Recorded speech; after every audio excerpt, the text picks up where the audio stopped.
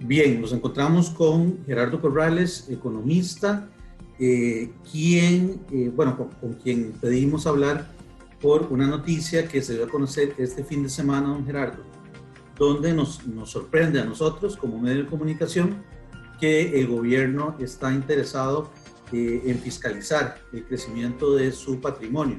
Tal vez me gustaría contextualizarlo, porque usted ha estado, por un lado, dando propuestas al gobierno de cómo mejorar el manejo de las finanzas públicas y tomar algunas decisiones que son urgentes e importantes en el país, y por otro lado también ha estado participando en los diferentes espacios de diálogo que se han empezado a abrir recientemente.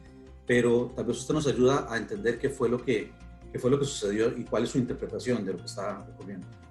Bueno, Pedro, le agradezco mucho la oportunidad. Sí, ha habido mucho, digamos, ruido alrededor de esta noticia. Lo que pasó fue que el día viernes, coincidentemente, estando yo en la mesa multisectorial convocada por el gobierno, recibo una llamada de una señora auditora de la tributación diciendo que le urgía entregarme una notificación. Yo le dije de qué se trataba y me dijo que no podía darme información, pero que era urgente entregarla ese viernes. Le dije que si era tanta la urgencia que podía llegar ahí al Estadio Nacional. Entonces, la primera aclaración es que no es cierto de que la tributación haya planeado que me entregaran la notificación en el Estadio Nacional, sino que yo lo pedí. Si tenían urgencia, pues les dije, lléguense ahí. Y sí, lo que recibí fueron unos documentos, alrededor de unas 12 páginas, donde se me notifica de un inicio de 2 procesos de fiscalización tributaria. Uno tiene que ver con un aumento de riqueza no justificada, que es un vehículo que yo compré en el año 2019, vehículo que obviamente pues lo que hice fue vender el vehículo anterior y la diferencia la pagué con mis ahorros. Ellos lo que quieren es que justifique de dónde viene el origen de los fondos. Yo el día de hoy, lunes, pues estoy presentando todos los documentos. Ahí no tengo nada que ocultar, pues son fondos de mis ahorros, de mis cuentas en BAC, procedentes de casi 30 años de vida laboral. Y lo otro es que me piden una inspección tributaria de mi declaración del impuesto de renta del año 2019. Yo pues obviamente después del BAC me dedico a servicios independientes, yo doy asesorías, hoy estoy inscrito en la tributación directa, facturo mis ingresos, recojo el IVA, pago mi renta, incluso yo no hago deducción de gastos ni de facturas sobre mis ingresos, sino que me acojo a la facilidad mínima que da la misma tributación, que es deducir un total de gastos equivalente al 25% de los ingresos. Y la diferencia, pues tributo el impuesto de renta respectivo.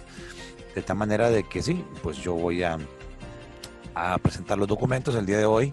Sí, como le decía yo, algún contacto que tengo en la tributación, yo cuando recibí la llamada creí que era una estafa de la reforma y demás, pero después esta persona me dijo, no, mira, efectivamente, es un proceso de inspección y por decirlo así, te sacaste la rifa. Ese fue el hecho.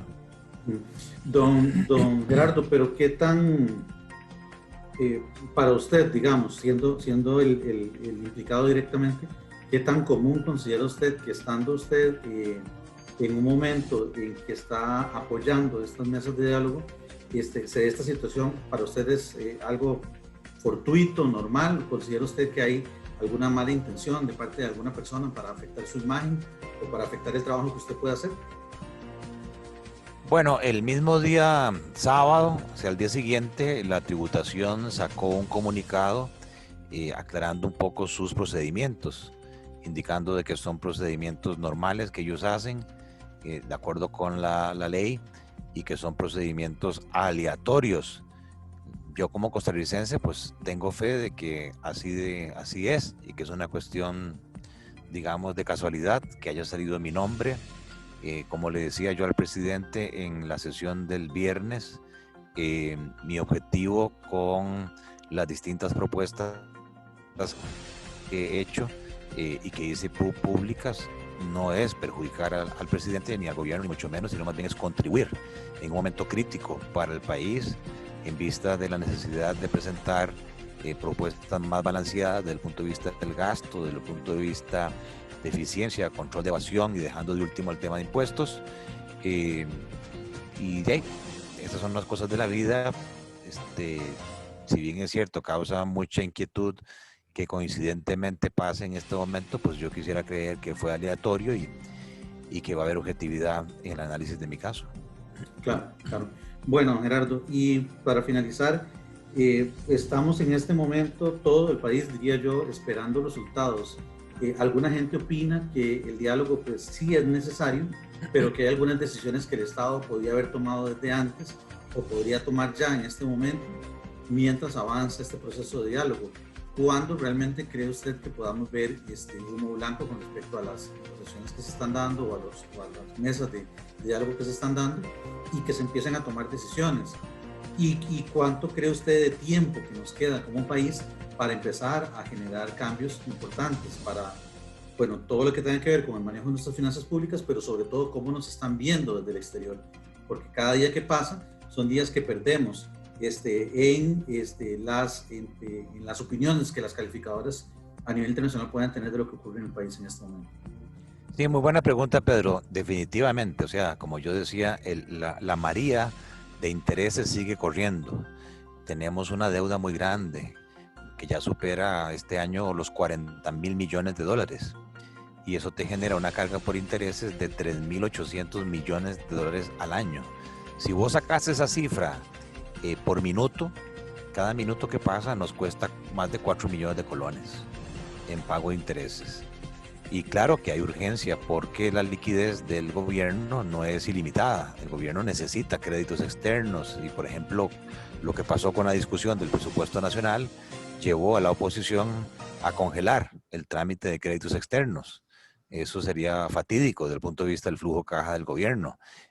Yo espero que con el recorte que el día de ayer domingo anunció el ministro de Hacienda de 150.000 millones de colones, pues se reactiven de nuevo los créditos externos que están esperando ahí en la Asamblea Legislativa. El presidente fue muy claro en la mesa multisectorial del viernes diciendo de la urgencia que hay y puso como fecha límite el 20 de noviembre. O sea, de aquí al 20 de noviembre tienen que haber propuestas concretas de reactivación económica, de generación de empleo y de consolidación de finanzas públicas.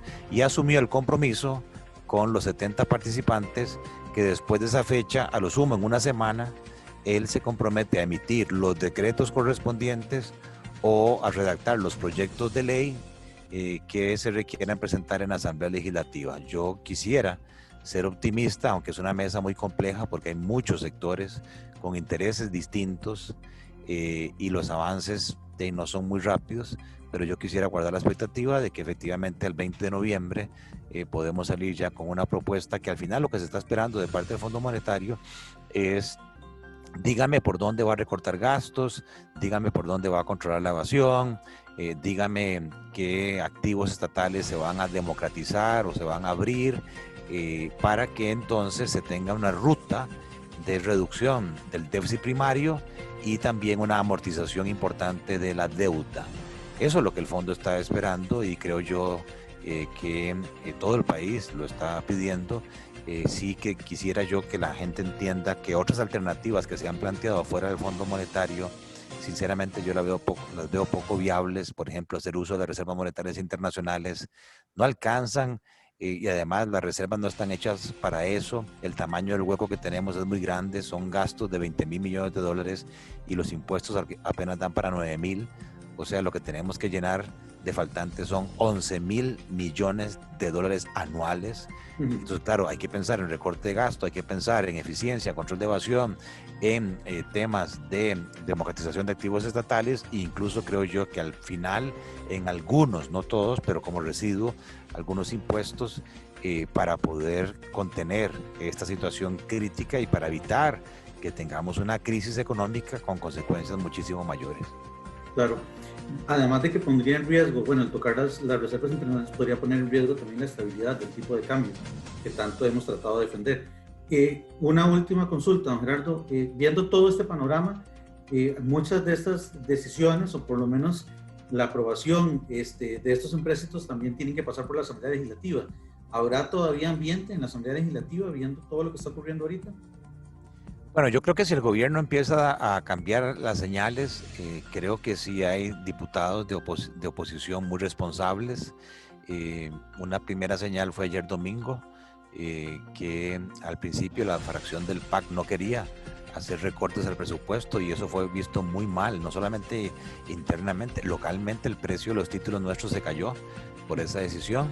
Yo espero que el día de hoy la señal que ha dado el presidente y el ministro de Hacienda de lograr un recorte sea bien vista, y luego pues tiene que venir otra serie de acciones y de señales positivas para que entonces la Asamblea se enderece.